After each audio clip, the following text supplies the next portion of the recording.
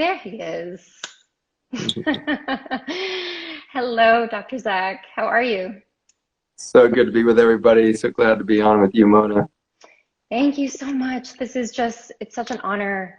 I've been following your work for some time now, and as a medical doctor with so many accolades and designations, you have a way of delivering this complexity and science and hard truths really about health today in a way of just compassion and grace. So thank you for that. I appreciate that, and thanks for the observation there. Well, following your work, I was first introduced to you actually through a place called the Shivananda Ashram. This is the ashram. It's a lineage that I actually grew up with as a little kid. And when I quit the corporate world, this is after suffering from debilitating anxiety, PCOS. I was told that I would have a hard time having children. I was on beta blockers for having 2 heart surgeries. It was in my second heart surgery. I was lying down on the operating table. I was being pumped full of all these medications, and I saw my heart on this massive screen with these wires going everywhere. And I just thought to myself, what am I doing? What am I doing here? I have this kind of wisdom in front of me, behind me, this memory of growing up as a kid in a place of spirit. And for those of you who don't know what an ashram is, it's a spiritual center where they really call in on this idea of food as medicine and living in nature, living amongst community, being outside, the power of yoga, the power of meditation. I guess in my 20s, I had to throw that out the window and do the whole corporate thing. But lying there in that moment, I knew that I had to go back to my roots. And when I did this and I became a yoga teacher, there was a symposium happening. And the symposium was on the future of our health and our relationship to nature. And that's where I heard your name for the first time. And I don't think that it was a coincidence. Yeah. So with that said, I would love for you to just maybe give an introduction for those of you who are new to seeing Dr. Zach here, just the impact on our food system, this connection to nature, and what really made you take that shift from the world of medicine and science. So good. And hello to the Philippines. You guys are my origin story, aren't you? So thank you for joining. I did take a hard right-hand turn into medicine and an experience in the Philippines, and I'm glad you guys are joining from there. But the Philippines was my introduction through a group of international midwives there that got me looking differently at my career. I was at the very beginning of my undergraduate work, thought I was going into engineering, and when I started birthing babies with these midwives, really realized that there was something miraculous out there that could not be touched in its beauty or complexity by the engineering environment that I thought I wanted to go into. And so really was enthralled by the miracle of life, by birth itself, and by this clear drive for life that is within the human spirit that I saw in these infants being born, often severely malnourished and premature, born into dirt-floored tin shacks and the squats around Manila.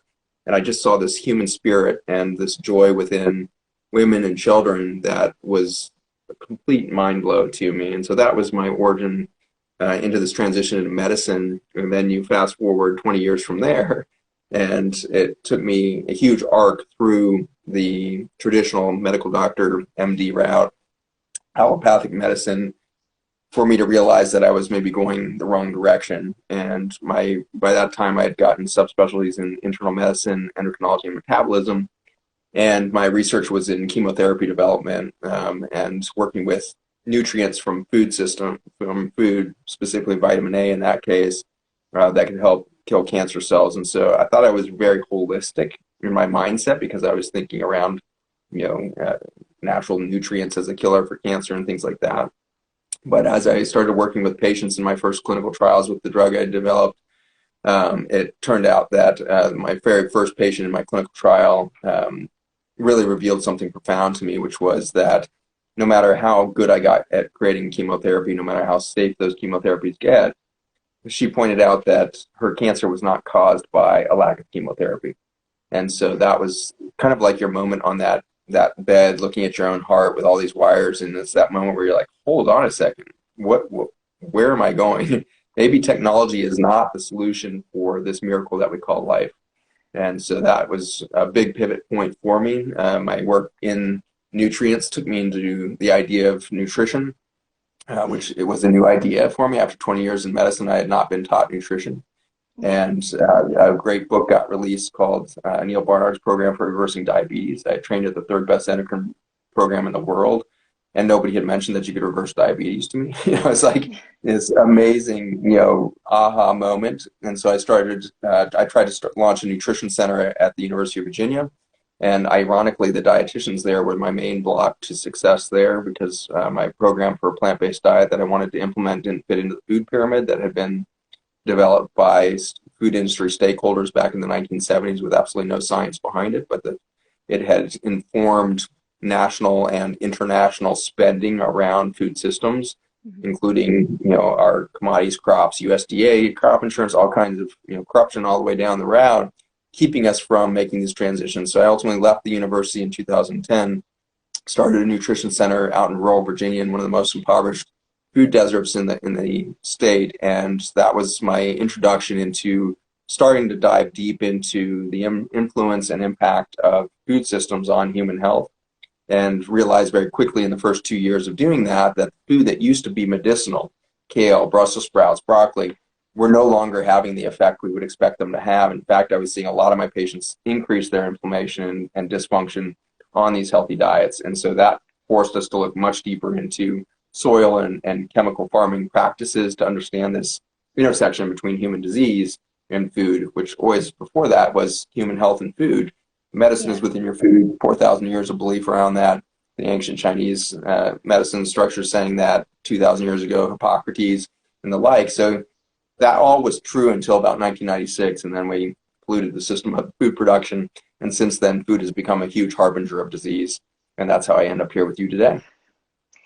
I can't tell you the amount of people that come my way who are, quote unquote, doing all the right things, eating the right foods, meditating, doing yoga, and they're still coming to me with inflammation, feeling sick. In fact, the majority of the questions that you and I got for today were people suffering from digestive issues and imbalances, SIBO, IBS, autoimmune disease, hormone imbalance, and of course, anxiety and depression. And I really had this hard shift in my work where, people would come to me expecting a diet. Just tell me what to eat. Just tell me what to eat. And I just noticed very quickly that that wasn't working anymore.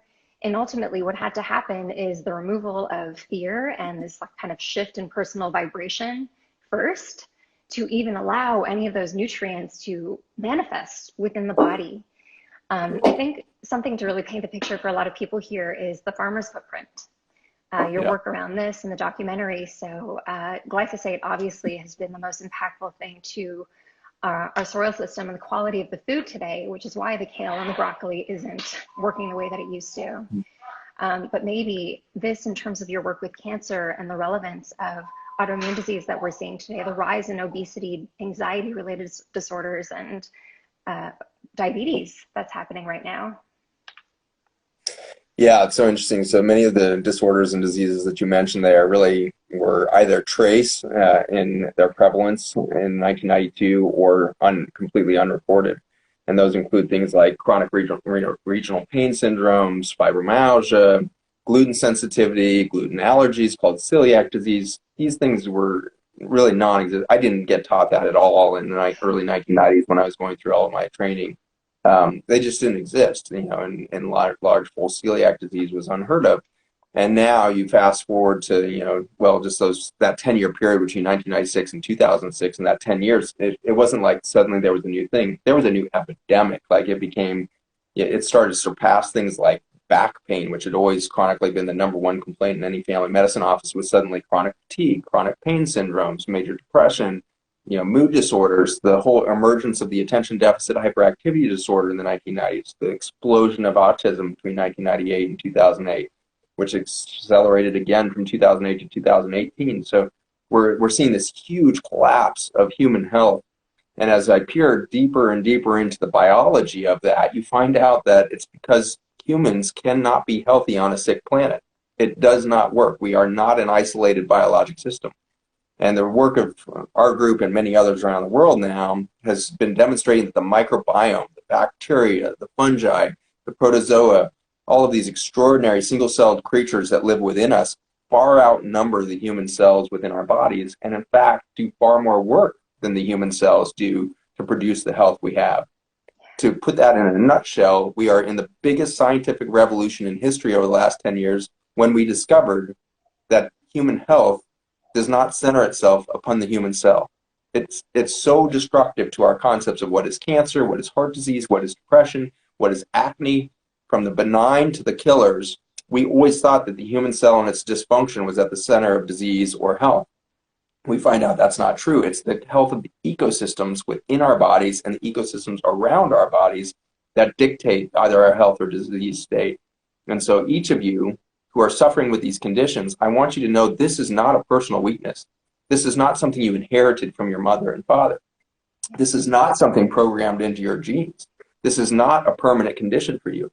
You are a revolutionary, regenerative machine of health that has been removed from its original biologic systems. When we put those systems back inside of you and around you, the revolution begins. And the revolution is one of health and healing. And those are two words that never got taught in medical school or beyond. We do not want doctors to think that people can heal, because if so, then there would be a different avenue than using all these pharmaceuticals and technological interventions. We do not get taught that this is possible, and I get to see it every single day in my clinics, in our 8-week online program, which is the Intrinsic Health Journey into Intrinsic Health series. It's so exciting to realize that you have access to vitality. And it's, through education and a bigger understanding of who you are. You are not an isolated system. You are a symptom of your greater environment. And so if you are dysfunctioning today, I want to give you hope. The genetics that you have right now are capable of making 4 million different bodies. 4 million different bodies can result from the epigenetic transformation that you're capable of making. The way you begin that revolution, regeneration, is changing those ecosystems and the landscape within your body, the gut health for sure. But as we start to look at the gut-brain axis and the microbiome that's actually in your brain, the cerebral spinal fluid, the microbiome that's actually in the healthy human breast to prevent breast cancer, the microbiome that's in your liver, kidneys, bladder, you have normal bacteria and fungi all over your body. And when we start to support these systems, we see this revolution begin. What you're reminding me of is at the ashram, there was this message of in nature we trust. And in Ayurveda, we learn that we not only digest what we eat, it's what we smell, it's what we watch, it's what we touch. It's really our ecosystem. And, it's not about escaping. It's about looking at your own ecosystem, right? Bringing whatever you can invite from a healthy environment into your own home and the practices that you can really use to ignite your own healing, right? I always say that it didn't take me going to the ashram to heal. It took me recognizing the tools that were available at the ashram that I need to bring and educate others in the world, right? And also the power of food. A quote that I love from the Bhagavad Gita really addresses the fact that it says, let the human community protect their environment, for the environment revolves around their own survival. And when we think about the things that we can just take out of this idea of consumption within our kitchen is our healthcare system, what we're eating, the products that we're using on a day-to-day basis, and also where our food comes from, right? I think a lot of us got really overwhelmed this past year, especially with this idea, well, what do I eat? What do I go to? How do I heal? How do I stay ahead? Immune boost. What am I doing to do this? And then recognizing that this idea of food is information, but also knowing where it comes from, right? And you brought up the point of children now. So children who are now being diagnosed with autism and diabetes and ADD, my niece and nephew fall into that category. And I thank God I know that these are things that are reversible. But how do we go, as mothers, as consumers, when we're shopping, we're starting to see these glyphosate residue-free labels everywhere, but what can we do as consumers in terms of optimizing the food that we're taking in or creating change in the system that often feels really broken? Yeah, it's a critical question. I think each of you that are joining here are already doing this in many forms in your life. You're already proactive consumers. You're already proactive agents of education and information, management. So you're actually doing it. So I don't think you need to reboot or anything like that. But what we need to do is come into community ultimately, because each of us making individual changes can start to move the needle. But it's going to be when we, as a community, decide we're going to actually create a different future. That's when the thing's going to shift. And so that takes communication across socioeconomic, sociopolitical systems and all of that. And so that's really where we've been pushing as a group of companies that I've been spearheading, as well as nonprofit space. And so we're really working on what are going to be the infrastructure needed to mimic the mycelial network that we see in nature. How do we create a mycelial network within humanity? How do we start to not only just speak together, but share resources as the mycelium do? They don't just talk across acres, they move nutrients over acres of space to make sure that places that need resources receive resources.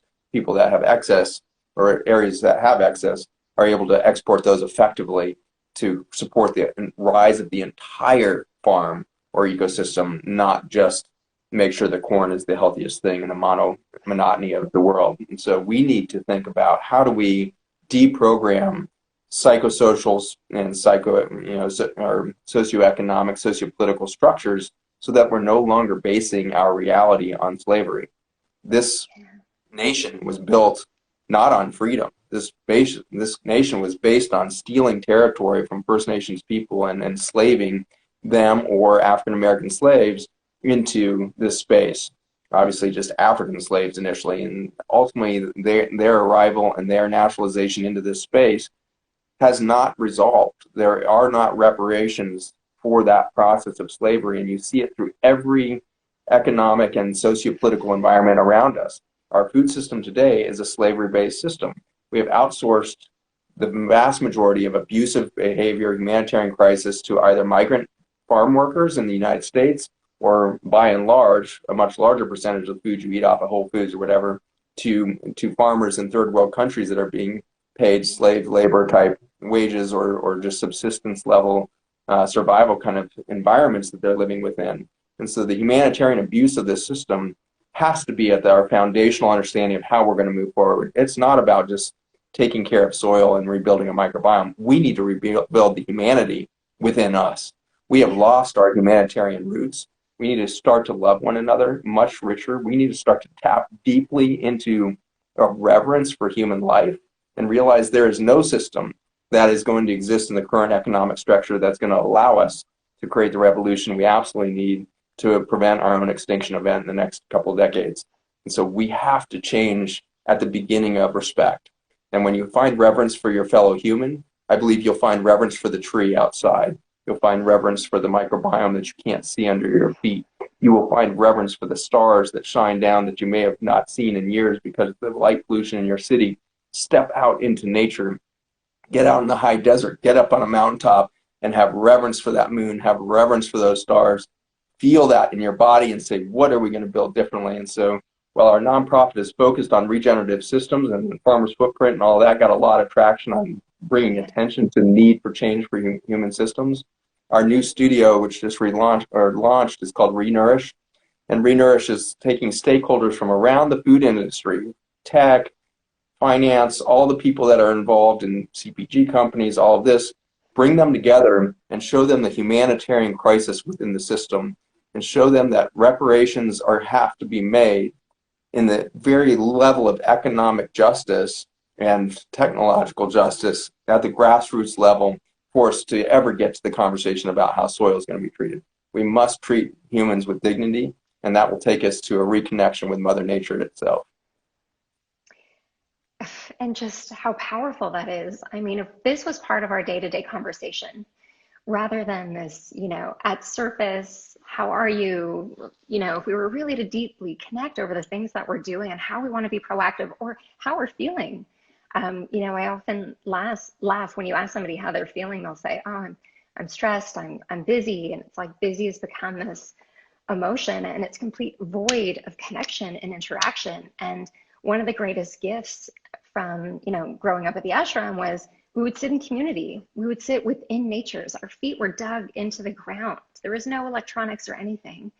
And the power of getting to know somebody and looking them in the eye and really sharing this energy with them, right? And ultimately, this is our connection to nature. We've all had that feeling where we've been at the hilltop, at the mountaintop, at the beach, in the park, where we feel this sigh of relief, and it's like this wave of relaxation over our entire nervous system. And it's like, my gosh, if you can invite more of that into your life and your connections with other human beings, I feel like that's just like the first thing that you can do before you look at diet and exercise and biohacking and all these tools that are just complicating everyone. People are so confused around what to do for healing and health, when fundamentally it's about going back to nature and our roots. And often with diet, I'll even say to people, what did your ancestors eat? Look back, what was their nourishment, right? Look at how that satiated them, allowed them to have a healthy life without disease. Maybe go back to that first before you look up which diet to start tomorrow. So thank you. I think that's really powerful. And my ask is that we start to take this out into the world, because my gosh, knowing your neighbor, something as simple as knowing your neighbor, right? And community that way, I think is just so powerful for healing. It's so powerful. I had the blessing of traveling with Lynn Twist, who's the founder of Pachamama Alliance, back in 1996 with her husband Bill. And they've spent 26 years traveling frequently and bringing huge attention to the crisis of the Amazon River Basin down in South America, and the deeper crisis of the abuse and destruction of indigenous peoples down there, as well as complete exploitation and extraction of all of their resources. China and all of the oil gas industry there was famous for it, but as I was down there, I was shocked to find out that wind energy is destroying the Amazon as fast as anything ever had, because we're actually harvesting all of the balsa trees out of the deep Amazon to become the windmill propellers for wind energy. And we've done more decimation of that rainforest through windmill raw materials. And then there's all this trace mineral mining going on down through South America and Africa for solar panels. And the solar panel trace minerals are so toxic that it's actually illegal to dump solar panels in the US. And so we actually take those back to Africa and dump them in completely unregulated spaces to poison the people there. And so it's just, these systems, when you start to look at them, were built on a lack of reverence for Mother Earth, for peoples, and all that. And so your statement, it begins with knowing your neighbor, that we have to take that very to heart. It's going to start there. We're going to have to look at one another. And in that classic golden rule of, love your neighbor as yourself, we learn something deeper, which is we are not loving ourselves enough to even love our neighbors. And so, if I really loved my neighbors as much as myself, they'd have a pretty short stick. Fortunately for my neighbors, I tend to love them more than I love myself, and I get a little further down the road. But I'll never love my neighbor fully until I actually find out that I am a sovereign, sacred, miraculous being full of light energy, showing up here at the tipping point of all things, to be on purpose, to be part of a global community, to create a vision of beauty with everybody here. If I don't see myself as such, I will not love my neighbor effectively. And so each of you, turn off the inputs at some point in the day and just be silent. And let your new mantra, instead of I am busy, let your mantra be I am listening. Yeah. If you start listening to your core voice, there's a soft voice inside of you, there's an intuition that knows how to solve all of this, because you showed up right now. If you'd showed up 2,000 years ago, you may not have been part of the solution. You showed up right now to be part of this solution, because I believe we are not just an ingenious and industrious species. We are a spiritual species. We have a spiritual awareness that is going to save us from our own destruction that we have really put into place. We've engineered the destruction of the planet. We are in the 6th great extinction. We'll lose a species every 20 minutes currently to extinction. We will join that parade of extinct species in about 60 to 80 years, depending on the current trajectory. I believe in 350 years, something that soon, we could have the most vibrant ecosystems on the planet, because in the next 8 years, humanity decided to do everything differently. And we revolutionized not just food systems, we revolutionized sociopolitical systems, socioeconomic structures. We started to value correctly. And that changed our monetary systems, because we started to value life. The life of the human, the life of the bacteria, the life of the tree became the basis for our entire economic financial structure. And so that's a lot of what our companies are working on right now, is what is that going to look like in application? And so we'll keep pushing this out to you all as we have so many brilliant people thinking on this now. What is that going to functionally look like? What is it going to ignite in us when we see the opportunity? And as a bit of an aside, I'm going to take this down to the basic science level, because right now I'm in this abstract world with you. I want to make it concrete with you. What we see in our laboratory over the last 10 years is the ability of communication between human cells as the entire revolution of regenerative health and healing. And so what we do is we take communication network from bacteria and fungi that were deep in the soil systems of the earth 60 million years ago. 55 million years ago, we had the big extinction event, dinosaurs famously, but we lost 95% of life on Earth in a very short period of time on the planet because an asteroid hit and choked out our entire topsoil system. We lost the breathing capacity of soil. We acidified the air in the oceans, and the life collapsed. We are now 50 years into the destruction of all of our topsoils. We have 97% of the arable land globally now depleted or severely depleted. We are choking out the lungs of the planet once again, and we see acidification and greenhouse gases in the air, and we see the acidifications and warming of the oceans, just as it did 55 million years ago. But fascinatingly, by the grace of Mother Earth herself, we find out that planted in those soils 60 million years ago was an antidote to the whole system of failure that we've engineered here in the last 50 years. And that antidote has to do with the way in which bacteria and multicellular organisms like humans communicate. And so we specialize in extracting the communication network. It's a wireless communication network that allows cells to talk to one another. And what we get to see as soon as you put this on human cells, interestingly, the soil systems of the earth today never recovered to the same level after that last great extinction. So we've never actually seen the full capacity for communication in the human experience because we've only been here for 200,000 years. That's a blink in time compared to the 55 million since the last extinction.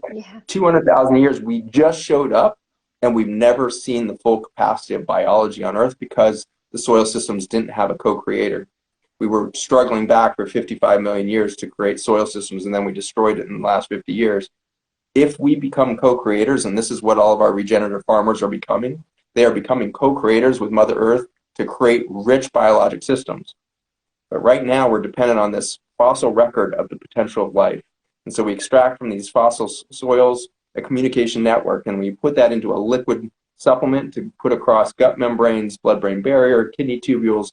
Every single cell in the body responds the same way. It responds by accelerating regeneration. It's unbelievable. A communication network from 60 million years ago put into play on this nascent Homo sapien, and you see this explosion of life potential. And that's where I want to encourage you guys is when you do communication well, the result is more life. Life as how we got here, how did mammals show up? It's a story of the virome. Viruses have engineered the capacity for life to go into an incredible capacity for diversification, biodiversity, and ultimately an incredible capacity for adaptation. That's how life has occurred on the planet. In these recent years, we have steadily put ourselves into opposition with the capacity for adaptation and biodiversity of this planet. We have killed 97% of the soils and 97% of the indigenous peoples that manage those biologic systems for tens of thousands of years. The Oshawa tribe that I was with Lynn and her team down in the Amazon a couple months ago, they have lived there for 40,000 years. That tribe has been self-sufficient for 40,000 years in the same million acres of rainforest, and have never damaged the rainforest. The rainforest instead has provided insistently for them. And they do not have in their cooking environments in each of their homes. They build these huge homes, these huge grass roofed homes. They can be a couple thousand square feet, open air, beautiful homes. And in their cooking section, in their kitchen, if you will, there's a fire pit. And that is remarkable for the reason that there is no refrigeration and not a single cupboard, because there is no reason for storage, because they simply get up in the morning and the rainforest provides again. For 40,000 years, the rainforest provided again. And they do not have a fear of scarcity, for they've only known abundance for 40,000 years. It takes a company to come in and try to own something and take dominion over nature that creates the scarcity that would create something like the food system we see today. So how do we start to solve for this? We need to start to reconnect at the micro level our own behavior to this state of abundance. And it's going to happen when you grow out and grow a single plant in your backyard and find out that creates so many tomatoes on that one plant, you can't keep up with it when it's in its prime. And so you're starting to share tomatoes with your neighbors. And you find out that one of your neighbors is growing zucchini. And pretty soon we can get back to 1945 when we're growing 40% of the entire food system in our backyard victory gardens. Today we grow less than 0.1% of our food in our backyard gardens. we lost the capacity to share in the abundance of Mother Nature. You can start with a single tomato plant. I'm so turned on lately at this idea of learning how to grow things. The fact that this isn't part of our culture, that this is not within our school systems to educate people, and to imagine a day where we're not relying on transporting food from the other side of the world and then have it sprayed with chemicals. And I think you really nailed in that word scarcity is something that's become a common languaging and a common belief, right? And the more that we indulge and engage with these companies and media who are perpetuating this, the more that we will stay stuck there, right? I have this dream of, soaking my hands into soil and being part of the earth. And I hear all these children around me. And this has become a dream for me because a lot of the school systems here, these kids are given boxes of fake food at the end of the day. On one hand, we feel grateful because they're being given food for families who just don't have access. But on the other hand, we just say, well, no, this is part of the greater problem. How can we go out into the world and just thinking about what if we were all just to plant one thing on our balconies or in our backyard and take that to our school system every single week, these small, small things that we can do in community together to create such big impact around the world. I love it. It is so right at our fingertips. Nature has laid out her template for us. We know how to participate. We have the technology to align with her instead of against her. But we're going to have to make that decision that we're going to trust her. It's the fear and guilt that we have, in interacting around systems like this. So the basis of scarcity creates those two emotions of fear and guilt. You're afraid you're not going to have enough. Your family's not going to have enough. And so you start to sequester more than you need because you believe that there's some future for that. And so your fear that Mother Nature doesn't know how to provide for you is part of your trap that you and I are in. And so we need to back out of that and begin to trust the nature that worked for 4 billion years. A billion is 1,000 million. So 4,000 million years, this planet has been baking up the capacity through the biome and the capacity for biologic adaptation and biodiversification to support the emergence of mammals in these last short million years. And Homo sapiens in this brief second of 200,000 years, we just showed up and we're destroying everything about her. We just showed up, and in our highest state of consciousness that this planet perhaps has ever allowed, we have decided to believe in scarcity. We have developed a genetics of fear and guilt. If we lose the fear and guilt and we start to move towards abundance and we start to understand that beauty is the fabric of everything and the experience of seeing beauty never needs to be taught, the experience of seeing beauty results in love. If you feel unloved, you simply haven't stopped long enough to listen and see your own beauty. You will fall in love with yourself again. And in that, you will have the capacity to fall in love with your neighbors again. You will have the capacity to fall in love with your own family again. And so you need to stop long enough to see the beauty. And if we do that, we're going to reconnect to a much more fundamental truth about who we are and what we showed up here to do. I agree. I think we all have our stories, we have our journeys, we have our trauma, we have our pain. And one of the most profound things that we can do is to address that. Even going back to my heart, not one doctor at the time asked me about my heartache, how I was feeling, the things that I was experiencing, or my emotions at that time. And I really respect the doctors for wanting to take my pain away by giving me medication and take me into surgery. But I would say that the healing came when I recognized compassion for myself and self-love, which I'm really not sure that I had ever felt prior to. Just the fact that I had to love myself enough to heal, love myself enough to go out into the world and make the choices that were going to fuel the cells in my body instead of deplete them. And also fall in love and catch myself, the voice in my head, right? That was listening to a lot of this common, scarcity lingo, which was everywhere at that time, and turning that down. So being really mindful of the environment that I was keeping, not only within my home, but within my body. And compassion, I think, wouldn't it be a beautiful world if we could just have more of this, right? It's true. Yeah, yeah. There's this huge body of work in the Course in Miracles that's, been famously, created out there. And the very last sentence, I believe, or at least the last, observation within the Course in Miracles in its final statement is, the last thing that I will do in this body is let go of judgment. We need to begin to let go of judgment of one another. This hyperpolarization of our society right now is symptomatic of the collapse of the civilization. We need to come to terms with that, and we need to lose the polarization. We need to lose the judgment on ourselves, on one another. We need to start to be unable, as Confucius famously said there, see no evil, hear no evil. We need to get to that point where we realize it's all the same thing. We're all barking up the same tree of scarcity, fear, guilt.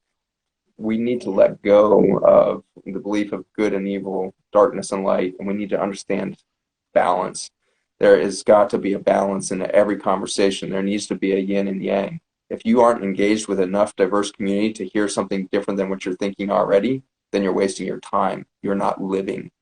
Being alive means you're listening to new ideas. You're listening to other people's creative input. You're excited to find out what everybody else is passionate about in the room, not trying to bludgeon everybody with what you're passionate about in the room. And so it's time for us to take on that listening aspect and take on this opportunity to lose that fear and guilt at the genetic level. And if we do, we could hold more light energy at the cellular level. And that's a trick of the microbiome.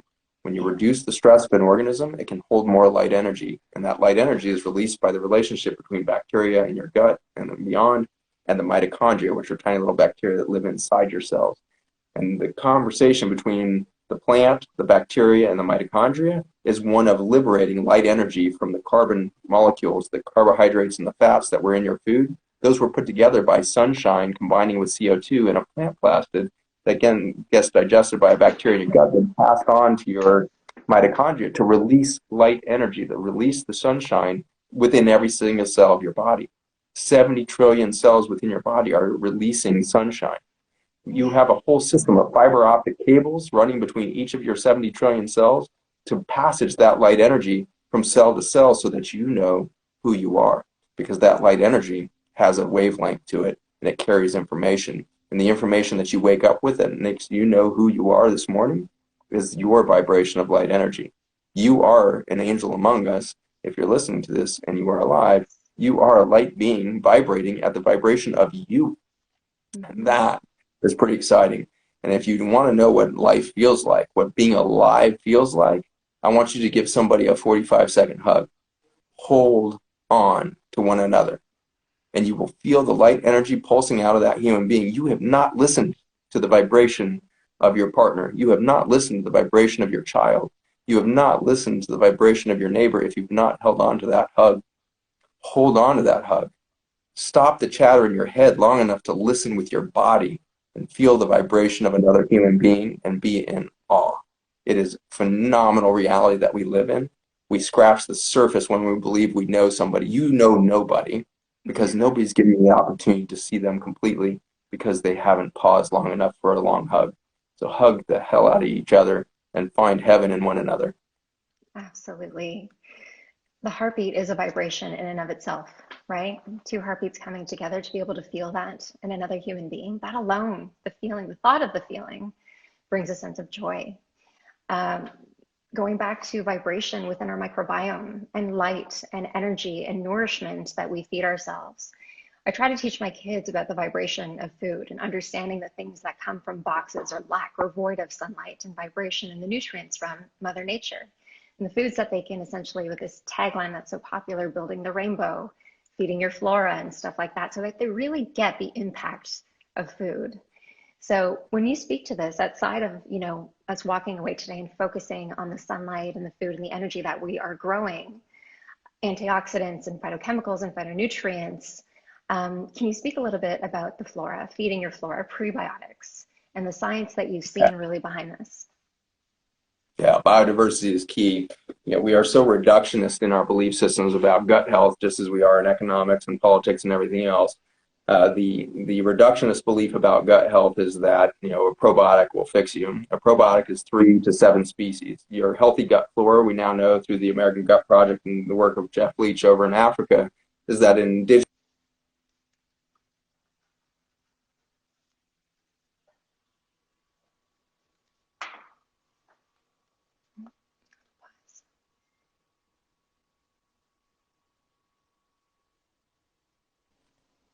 There you are. point of like energetic fervor where you blow out any electronic interface you're working with. So It's okay. We've set intentions, we've breathed, we've opened our hearts and set, intention for compassion. So perfect timing. well done, team. Well done. Keep it going. You probably didn't need me to come back then. You guys already did all the hard work.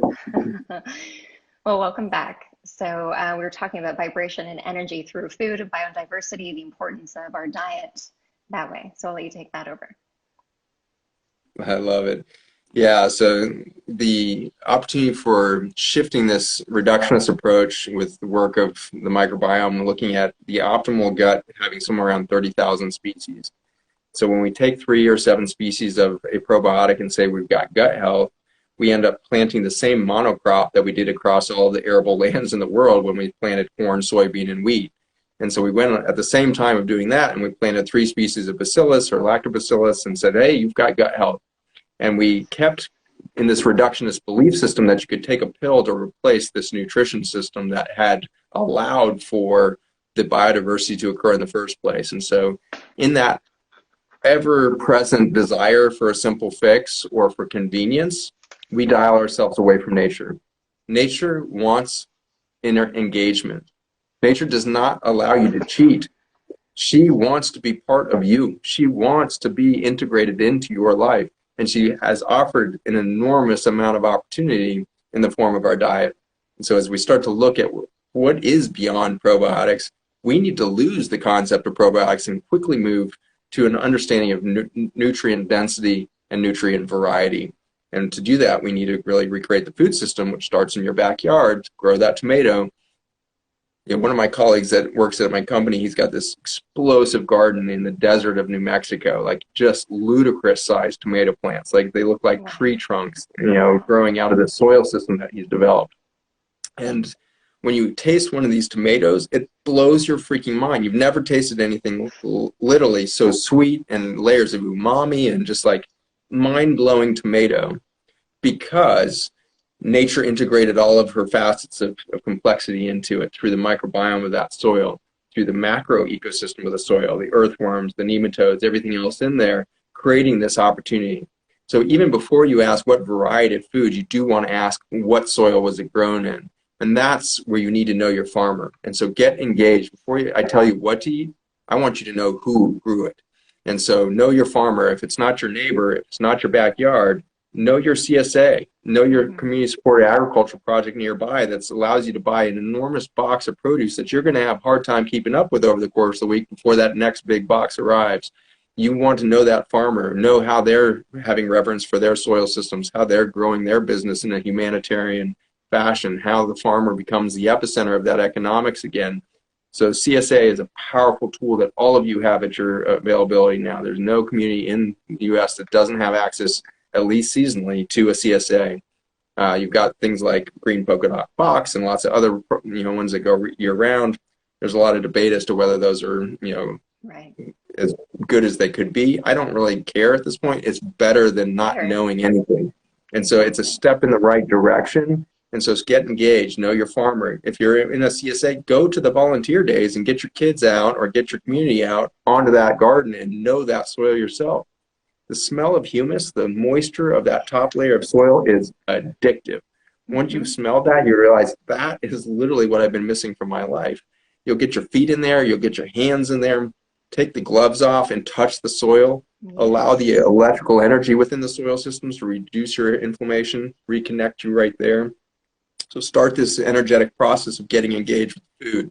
Then you want to know, how do you support the microbiome through this biodiverse experience of food itself? And the answer is, again, adaptation and biodiversity. And so to adapt, the rule of adaptation in nutrition is eat seasonally. And so do not eat the same damn thing every day all year round. You're going to get trapped in a reductionist approach to your microbiome. Your microbiome will be stuck in the same rut you are. And so you need to break out of that and move towards a seasonal expression. In the early spring, you're going to be eating sprouts. You're going to be eating a lot of greens. In the later summer, you're going to be eating a lot more of the squash, tomatoes, a lot of those durable cruciferous vegetables, which will take you into fall. More cruciferous vegetables, and then the root vegetables, sweet potatoes, turnips, beets, the big daikon radish. These are the powerhouse of the microbiome coming in fall. to prepare you for the winter time. And never forget the fermented foods in there. The fermented foods were used through all of the agricultural food production systems through all human history until we were invented the refrigerator and we all got lazy. And so get back in touch with fermented foods. It only takes a tablespoon or two with every meal to radically change your relationship to the microbiome and its diversity. So tons more fiber in the root vegetables and cruciferous vegetables, all of that and beyond. Ludicrously easy to change the trajectory of your human health. There's a study showing the effect of just 2 doses a week of organically grown, nutrient-dense Brussels sprouts on males between the ages of 45 and 75. There was a 45% reduction in prostate cancer with 2 servings of Brussels sprouts a week. It's pathetically easy to radically change human health. We have a cancer epidemic going, not just because of the chemicals in the food, but because we're not even eating real food. And so we got to get back to this process of that biodiversity on the plate. More vegetables, more fruit, more fiber in both. That's going to be your foundation. Less protein. Protein is not a fuel. Protein is a building block for some cellular activity. But the right dose of protein is probably below 20 grams a day, which is a fraction of what the American diet currently has. We're eating around 180 to 280% too much protein in the typical American diet, which all turns into acid and pushes you down an inflammatory pathway. I'm so frustrated at the protein industry for making us believe that it's the most important macronutrient. It's the least important macronutrient. Complex carbohydrates, healthy fatty acids from your food, fruits and vegetables, those are the sources that your mitochondria, which are bacteria. Somebody was asking in your question stream earlier, like, what? They're bacteria? Mitochondria are archaea, which is a very ancient form of bacteria that absorbed a methane-producing bacterium, a few 100 million years ago and allowed for multicellular life to emerge a couple billion years ago. And so you've got this microbial system that works out of complex carbohydrates and fatty acids. That's what fuels the light energy in you. You do not release light from protein. You do not. If you want to be a light energy force, you're going to need complex carbs and healthy fatty acids all of the time. And so get in touch with that nutrition system and you will light the torch again that's burning in you. Thank you. I get that protein question daily. And I also just wanted to hear from a scientific brain that these foods are actually impactful, that you see the results and the difference from changing your diet that way, even though you might not feel it. I think that there's an over supplementation that's happening to make up for it, or because of things that you're seeing advertised in the media, you're self-prescribing, when really it just goes back to looking at what you're consuming and what you're eating. And with that said, I have to speak to ION, so the intelligence of nature. I've been on this for about 12 months now, and I speak to all my clients about it. This is a product that comes from Dr. Zach Bush and his incredible team, who I have to shout out for just being so amazing and translating education to my clients and projects that I've worked on. But how this can build foundational gut health, for me, I've definitely noticed an increase in my energy, but more so my digestion. I have so much less bloating, and I owe it all to this. So thank you, thank you, thank you. Tell us about humic acid and the development of ION. So this is the product that I was kind of describing earlier. This is the 60 million year old dirt as a raw material for us, and we extract the carbon molecules that are the communication network between the bacteria and fungi. The layer of soil that's fossilized is called humic. Then has a number of different extraction points that we can take these carbon molecules from in regards to the size of the molecules. And so we've come to be able to extract at high volumes these very small carbon molecules that function to carry oxygen and hydrogen to create basically a liquid circuit board across your biology. So if you imagine a liquid circuit board passing information or electrons, think of your Intel processor in your laptop or whatever, the way in which that functions is by passing electricity through a series of switches, on-off switches. And through that series of switches, it can move information from to and fro and create patterns of information that become a typed Word document or whatever the heck you're building. And so in the same way, your body just needs the stream of light energy that's being liberated from your food to be channeled through an intelligent liquid circuit board. And so we are giving you back the liquid circuit board with the supplement. The exciting thing about this is it's only revealing your own power of regeneration. I believe this is one of the very first supplements ever to be on the market that does absolutely nothing in and of itself. Right. Because the Intel processor in your computer has never written a term paper. It has never filed your tax returns. That Intel processor is taking the information and turning it into a mobilized action. And so what this supplement is doing for you, Mona, what you're revealing to yourself is you were not a dysfunctional bowel system. You were a functional bowel system waiting to have enough information. And so when we gave you back communication network, we unleashed Mona. And that is the beauty of this product that gets me so excited is I'm not making anybody healthy. This product is not making anybody healthy. Humans are inherently healthy because you are made of an intelligence of nature that is irresistible and inescapable. You are an intelligent system waiting to happen, and you just need that liquid circuit board put back in play, that wireless communication network to happen, and you do function. And so repair and regeneration, whether it be in your gut or the soil systems that we work with farmers on, repair at a logarithmically faster rate in which they were injured. And that, I believe, is the definition of grace. Nature has baked in a regenerative healing process that is 10x or 100x faster than your rate of disrepair. And so I'm excited for all of you, because when you touch that bottle of Ion, everybody I've ever handed one of those bottles to, I get goosebumps, because humans have never seen this level of biologic intelligence. And so when I hand that bottle to somebody and they pop that cap and they squirt some in their mouth, for the first time in Homo sapien history, we are seeing the full potential of soil intelligence. And so that gets me excited, is this is the template for farming behavior of the future. And the future farms will bake that kind of intelligence into every vegetable they produce when they learn how to take care of their soils. And so with the revenue we were making from our supplement company, we started our nonprofit, which included Farmers Footprint and the impact of all of this. Got it. I have tears in my eyes just over the languaging that you're giving around our belief system and using a product that's actually meant to reconnect our system into believing that we can heal, right? And I will share all of this. So for everyone watching, yes, this product is a game changer. My kids take it also every day. They have a version for children, for our sinuses, and a new launch for our skin, which I also am in love with. So I'll link out all of these products. And I'm also creating something just in terms of how I felt and how I use them with my kids as well. So I'm really excited to share that. Dr. Zach, I'm so conscious of your time. I wanted to thank you again for this energy that you've shared with us today. It's a feeling of just optimism, and something that I've seen you do a few times is collectively tuning into the power of intention. And I was hoping that maybe in closing today, you can lead us through a bit of a guided intention or breathwork exercise, because I really believe that through intention in the future, we really have the capacity to change together. And you do this so well. No pressure. No pressure. Let's do it. Let's jump in together. So everybody sit up in your chair or stand up straight, however you may be. Go ahead and drop your shoulders away from your ears. Let those relax. Push your chest out gently. Open up to that heart chakra.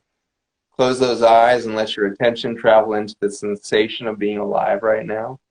You are a miraculous being.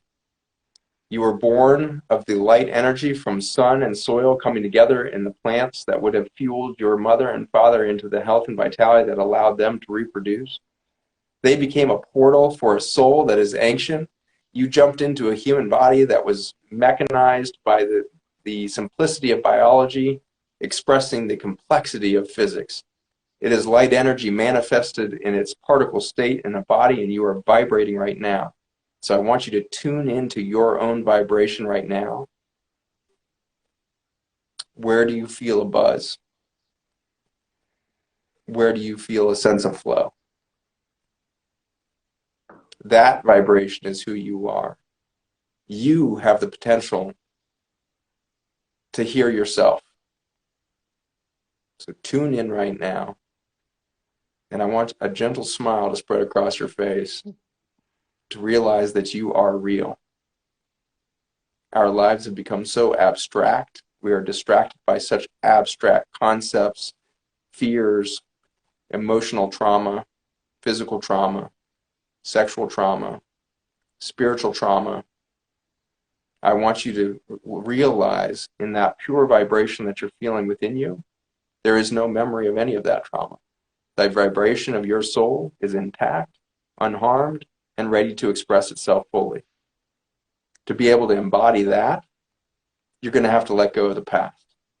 So I want you to surrender your experiences yesterday, your experiences this morning, I want you to surrender the beliefs of who you are and the health that you have, or the disease that may be expressing itself. That is all part of a historic record. It is not now. The only thing that is truly right now is my soul talking to your soul. The bodies we express are temporal, and they are completely transformed by the way in which we show up in our vibration at that soul level.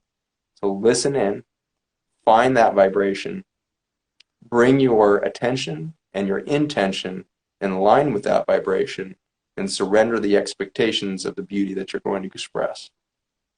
Just be. You are enough. You are an I am.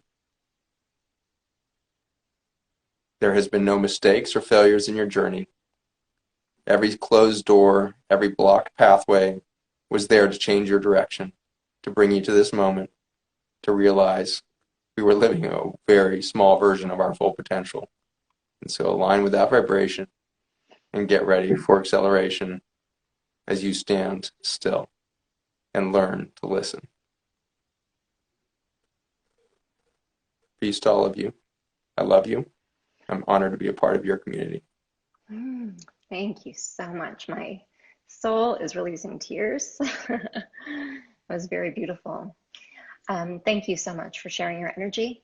To everyone here, I will share all of the links and repost questions, but more importantly, remember all the lessons and the gifts from today and connect with your neighbor, trust in nature, trust in your own nature, and go and hug your neighbor. Amen. Amen. Done. All right. Thank you so much. Namaste. Thank you so, so much. Namaste.